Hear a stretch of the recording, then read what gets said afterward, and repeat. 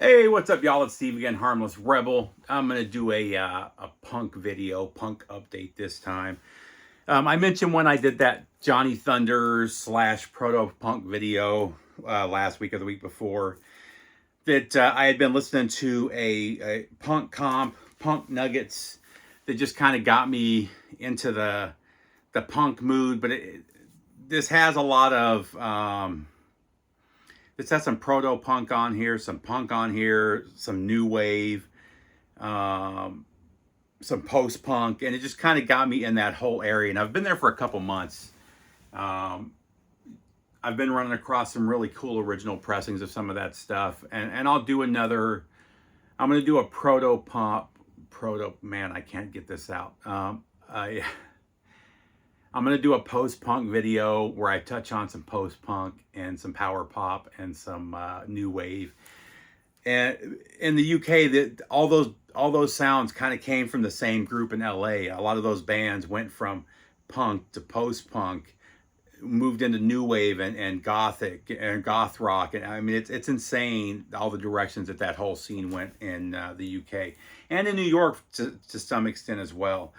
But this was a comp that got me looking at that stuff. It's called Punk Nuggets, and it's got Blitzkrieg. Oh my God, Blitzkrieg Bop from the Ramones, See No Evil from Television, Blank Generation from Richard Hell, Sonic Reducer from the Dead Boys, Nuclear Waste from Tough Darts, Hey Joe from Patti Smith, The Weight from the Pretenders.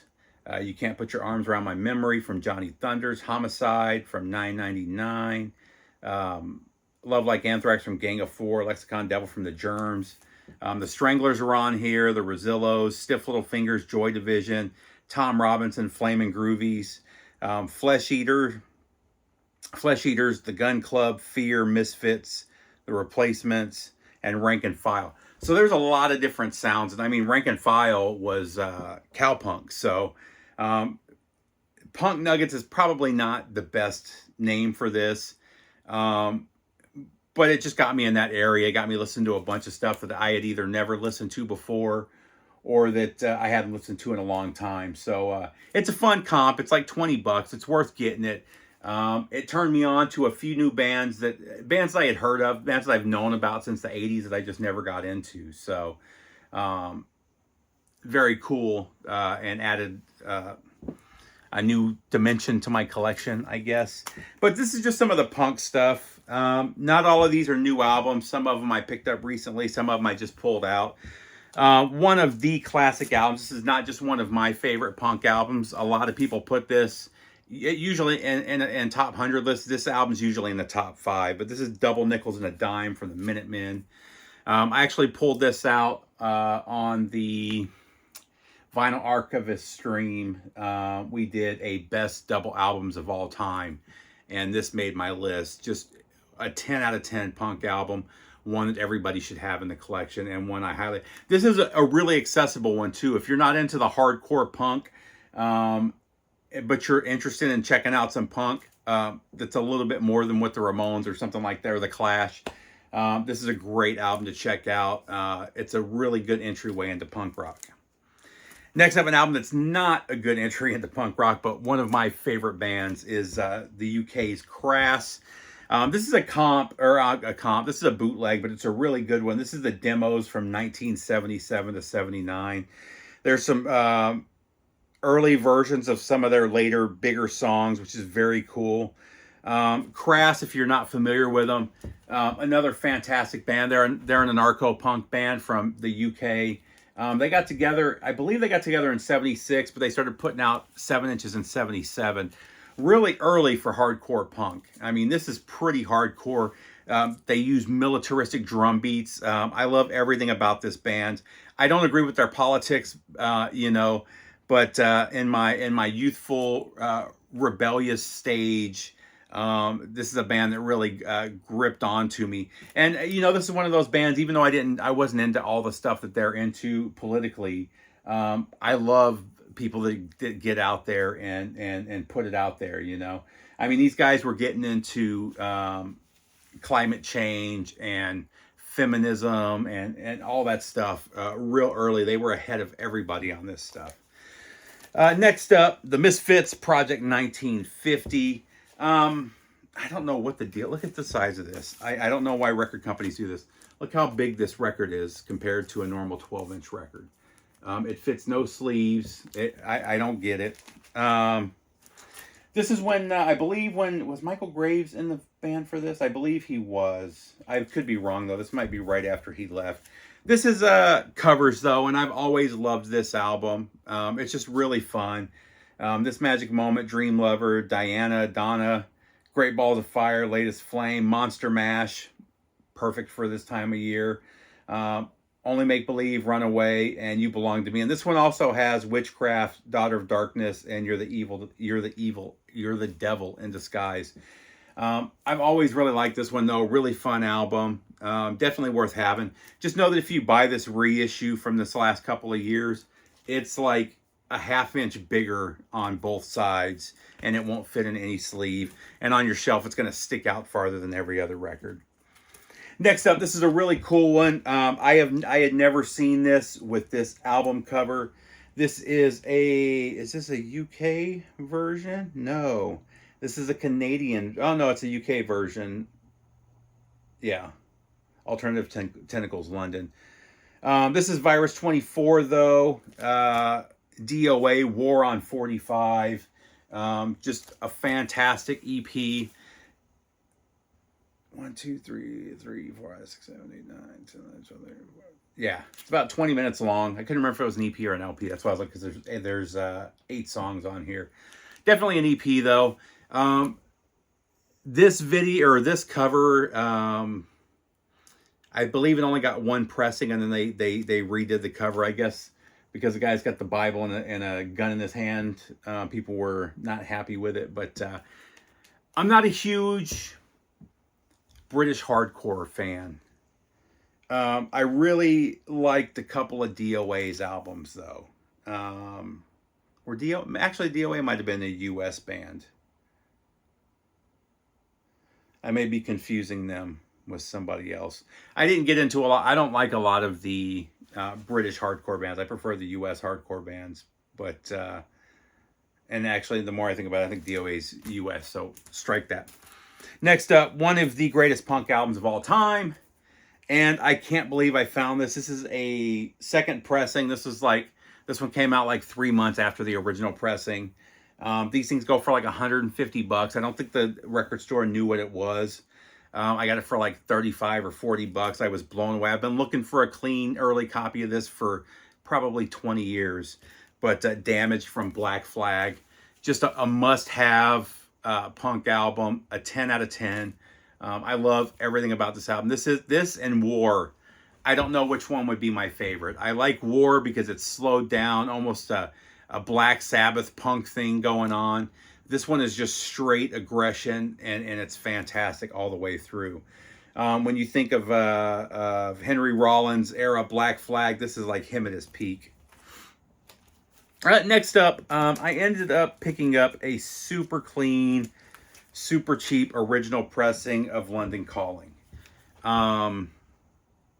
By far my favorite of the Clash albums. I hadn't listened to it in years. I forgot how good Record 1 is. Record 2 I like as well, but Record 1 is just 10 out of 10. And there's so much to it. It's not just a punk album. It's really good punk. It's really good rock and roll. You've got the ska element brought into it. Everybody knows London Calling, but Rudy Can't Fail, Hateful, fantastic. The Guns of Brixton. I mean, there's so many just perfect tracks on here, especially on that first record. But I was super stoked to find this. Still in the shrink. Usually I get rid of the shrink, but for this one I had to keep it together. Just iconic album cover, iconic album. Nothing else I can say about that. After listening to that, I pulled out The Clash. This is a white label promo that I picked up about 6 months ago. Again, mint. It's got the 7-inch that came with it, just in fantastic condition. I've never been a huge fan of this album. I don't dislike it. It's just not my go-to. my go-tos are probably, oh man, it's probably this one. Nine times out of 10 when I want to listen to Clash, this is what I pull. But I hadn't listened to this in years. It's fun to pull it out from time to time. It's amazing how far this band went from this album to this album. I mean, it's like two different groups. It's insane. Next up, you guys will know this band as one of the bands that Metallica revived. They did a song called So What that ended up being a huge hit for Metallica. Such a huge hit that when this album later got reissued, they added So What onto this album on CD and later pressings. But this is an original pressing of the Anti-Nowhere League. Fantastic album, fantastic band, just really killer. I believe they did this album and one other, and then the band just kind of fell apart. So What was never released on an album. It was a 7-inch. And it may have come out before this. I can't remember if it came out before this or after this. But anyway, So What came out. And it didn't make any waves. It wasn't that big of a record. And then Metallica covered So What. And people started asking about Anti-Nowhere League. And I believe, if I remember correctly, Metallica talked the guys into getting back together. And they went on tour and opened up for Metallica for a couple of shows. And that ended up leading to them getting back together and doing shows for a while. I think they did another album after too. But just really killer early punk. Fantastic album. And this is one you can find for not too much as well. Punk's a funny one. There's punk albums in the hundreds of dollars. Especially from this era. I believe this was 81. This is 82. But I think I paid like $25 for this, and it's in mint condition. It's a U.S. pressing. Yeah, this is a U.S. pressing. From what I understand, the U.K. pressing's a little bit better. There's a song on here called Animal that I think that they censored a little bit for the U. I haven't heard the U.K. version, but I've heard that the U.K. version, that song is a little bit different. Next up, speaking of Crass, I mentioned this before in a stream. I don't think I have ever shown it in a video. But this is Jeffrey Lewis, 12 Crass songs. And it's not punk. It's a folk singer doing all Crass songs. And these are all of Crass's biggest songs. I mentioned Crass earlier, anarcho-punk, really militaristic type of sound. And he took those and turned them into into... oh my God, I just said what it was.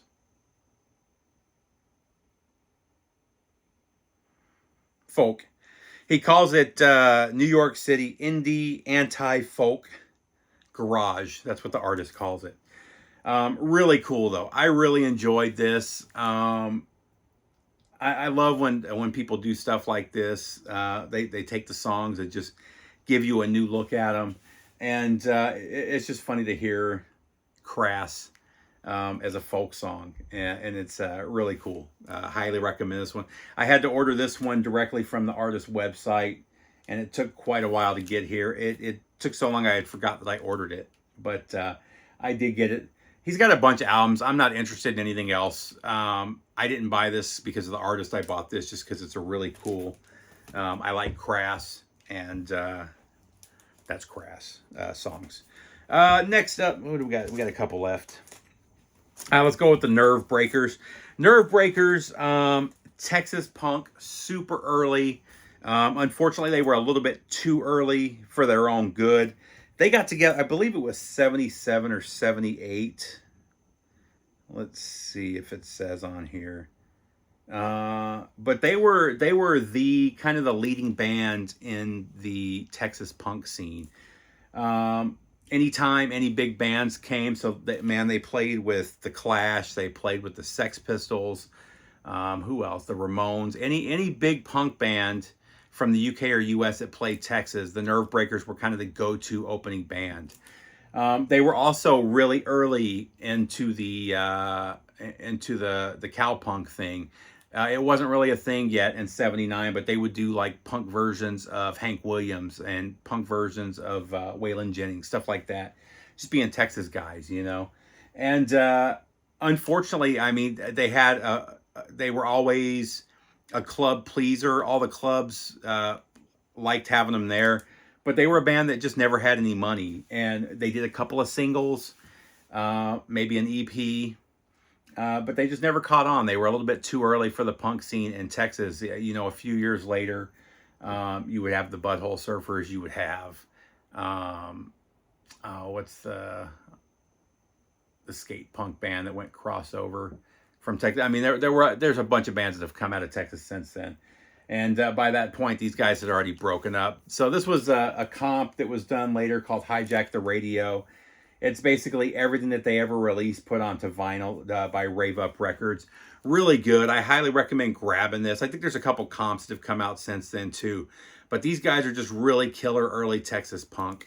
And this is straight up punk. This isn't any other cowpunk stuff. That was more something they did live. But a fantastic band that just got overlooked, unfortunately. Next up, again, that kind of turned me on to looking at some of the early, I grew up, I mentioned in that last video, I grew up with hardcore punk. I never really got into much of even the Ramones, I didn't get into till years later. It wasn't heavy enough, or it wasn't fast enough for me. I was more into the hardcore from Washington and LA for the most part. And, or from California, I should say, not just LA. But I never really got into the UK punk other than the hardcore guys like Cris. Exploited, I wasn't a fan of. But now, you know, listening to that, I've started listening to some of the non-hardcore LA or London bands, UK bands, even the US bands from New York that kind of predated hardcore, just straight up punk guys. This is one of the big bands from the UK. This is Sham 69. The Adventures of the Hersham Boys. Really good, just straight up late 70s punk rock. I think this was actually like 81 or 82. But these were one of the bigger bands from the UK. From what I understand, this is like their last really great album. I haven't checked out their first three. I believe this is the third one. I ran across, I mean, this is a Mint UK pressing that I picked up for like 22 bucks. So I wasn't going to pass it up. Really good punk, though. I'm definitely going to look out for their first two albums because it kind of piqued my interest. And then, last but not least, the Kings of Washington D.C. Bad Brains. I've talked about Bad Brains in a lot of videos. All of their stuff is getting redone right now by ORG, and I've just been kind of grabbing those as they come out. This was I believe their second album, Rock for Light. Be careful. They just released another album with a jazz style cover. If you see it, you'll know what I mean. It's actually this album, and I didn't realize that, so I ended up buying both of them. It kind of pissed me off. I didn't catch that it was the same album. I didn't look at the backtrack. What I actually thought was it was a live album because it's kind of a live scene on the front. I thought it was like an early 80s live album of Bad Brains, which I love. But I love every era of Bad Brains, but these first 3 or 4 albums are 10 out of 10s. That's it, guys. A little bit of punk. I hope everybody's doing good. I'll see you soon. Take care, VC.